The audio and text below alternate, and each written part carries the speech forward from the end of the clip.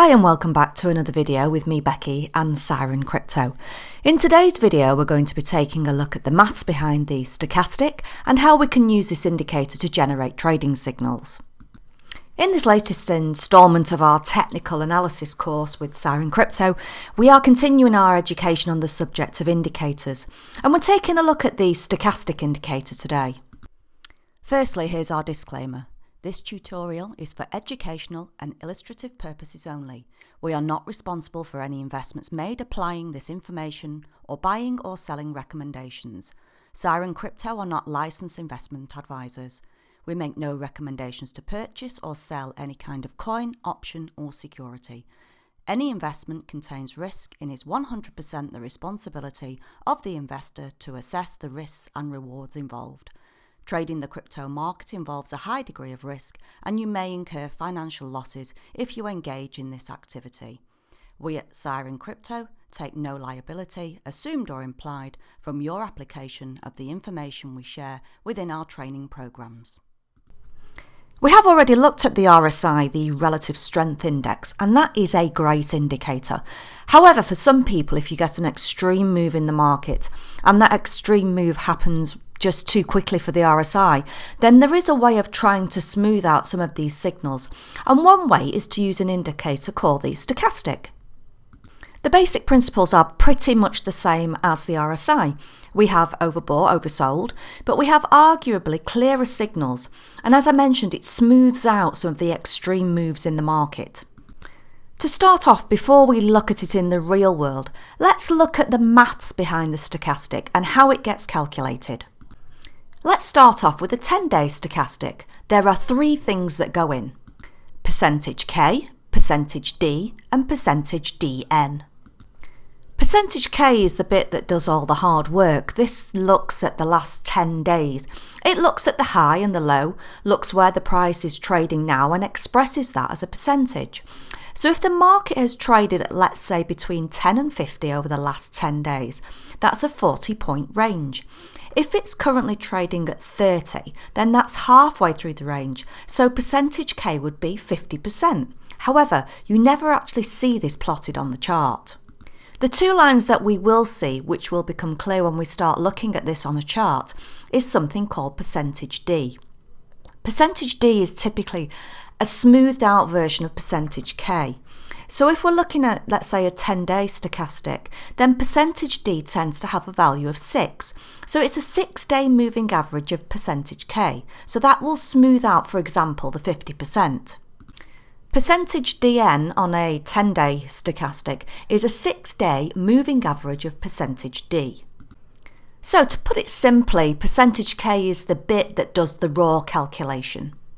And then we see two smoothed out versions of that on the chart, percentage D and percentage DN, and that's what generates the signals. So for a 10-day stochastic, it's 10, 6, 6. And the values for a 5-day stochastic are 5, 3, 3. They tend to be the textbook values. So that's it, that's the maths. It's simple enough, but don't worry about the maths because the chart view will draw the stochastic on for you. So, when we have our stochastic on the chart, how do the signals get generated? Let's first of all take a look at the theory, then we'll take a look at some real charts and some real signals. Okay, so here's a pretty badly drawn, I'm sorry, example of what it may look like. You can see why I'm not an artist. We have the price here, and this is what the price is doing. This is the market, whatever the market may be. Then we have the percentage D line. Let's say this is a 10-day stochastic. So this is our D line with the value of 6. Then we have our DN line, which is a smoothed out version of the orange line. So using it simply, we have our overbought and oversold areas that we may be used to from the RSI. So that might be 70% and 30%. When the market goes below 30%, it's said to be oversold and we are expecting a bounce. But the signal comes from the percentage D line crossing through that DN line.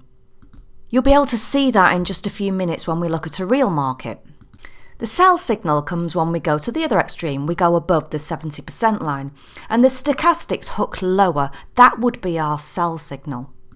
We also have the idea of divergence. We have talked about divergence before, and we have the example here where the market pushes to a low but our stochastics start trending up. This is known as bullish divergence and can be a suggestion that maybe the weakness is running out of steam. And here we have the opposite of that, where the market pushes out to fresh highs, but our stochastics are falling. This is known as bearish divergence, and that can be a suggestion that maybe the market rally is starting to lose some momentum and it could be time to go short. So that's a couple of ways to use it, the simple crossover approach and also spotting those divergences, where the market does one thing but our stochastics are doing something else. There's also the theory of using the crossover in the extreme zones, but also this idea of divergence, which can be quite powerful when we are looking at indicators. Let's see how this fares in the real world and take a look at a couple of markets and put stochastics on them. Okay, so here we have a chart for Tezos XTZ paired with Bitcoin on a 4-hour time frame. I've added the stochastic indicator and set it to 1066. It does default to 80-20 as oversold and overbought, and you can change that if you want to. But let's just stick to what we have and we'll look at a couple of the signals that the stochastic gives. We can see a couple of buy signals here. We have the percentage D line crossing above the orange line. So the buy signal comes in and we can see the market does rally. And here we have the sell signals and we can see these work pretty well, these two signals.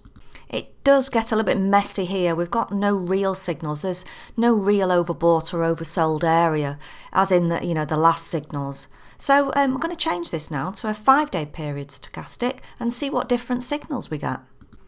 I've changed this now to a 5-3-3 stochastic. You can see it's looking at a shorter period of time, 5 rather than 10, and we're getting many more signals. We're also getting a lot more volatility within this stochastic. Part of that, unfortunately, we'll end up getting more false signals.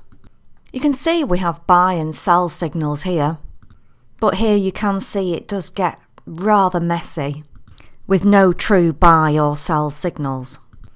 We have talked about this idea of divergence, and there's quite a good example here. Where the market was declining, our stochastic was oversold, gave a buy signal, didn't work that well, the market slipped lower, but look what our stochastics are doing. They are starting to trend up. So there is a suggestion that maybe this weakness is running out of steam. You can see it eventually does rally, and this setup here is bullish divergence. It's easy to spot these things in hindsight though, isn't it? You can see we have a clear trend. So if we are selling in an uptrend and we're taking the sell signals off the stochastic, in that uptrend we're trading against the trend. Maybe a better approach is to just be a buyer, take the signals in the direction of the trend. And we had plenty of pretty good signals here when the stochastic dipped, and we can see that plenty of times on this chart. You do have to be really wary of trading against the trend. If the trend is up, it doesn't really matter what the indicator is saying. That trend is still most definitely up. So maybe we use it as an opportunity to think about taking some profits rather than going short.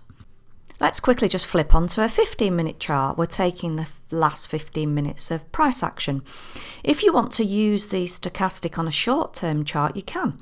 You have much more signals on indicators and oscillators if you're using them on a shorter-term time frame. Overall, I didn't think it's done too badly, to be fair, on the markets we've looked at, and maybe it's helped to smooth out some of the noise in those markets. So that's it in the real world, looking at overbought and oversold signals, the crossovers and this idea of divergence. As I always say with indicators, I think the problem is when you first start trading, you think there's a holy grail indicator out there, and if you can just find it, you're going to have untold wealth. The reality is it does not work that way. There's no magic system. There's no system that's right all the time. I wouldn't say that the stochastic is any better than the RSI, but it's all about finding an indicator that suits your particular style. So maybe try it out. Maybe a 5-day, a 10-day, maybe on a shorter time frame charts or longer, whatever suits you. Shorter time frames, if you want more signals, see if that fits in with your trading approach. Now, here's a tip for you. I love anything that saves me time. If you think about the time that you spend trading, you can break it down into a few sections. The biggest section, the one that consumes most of your precious time, will be technical analysis. By that I mean finding potential trades based on whatever strategy you want to employ. 100 Eyes gives us a supremely easy to use and very accurate tool for helping you find those trades and the qualifying conditions without you having to devote your attention to it. Instead of having to manually set hundreds of alerts on TradingView or flicking through countless charts, I just set a few easy parameters on the 100 Eyes platform and it does all that for me. This allows me to focus on the more rewarding parts of trading.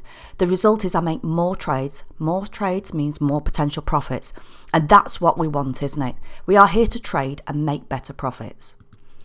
Now, 100 Eyes is not expensive to use and it just works. It will send you real-time alerts in Telegram. I've made a video all about using 100 Eyes.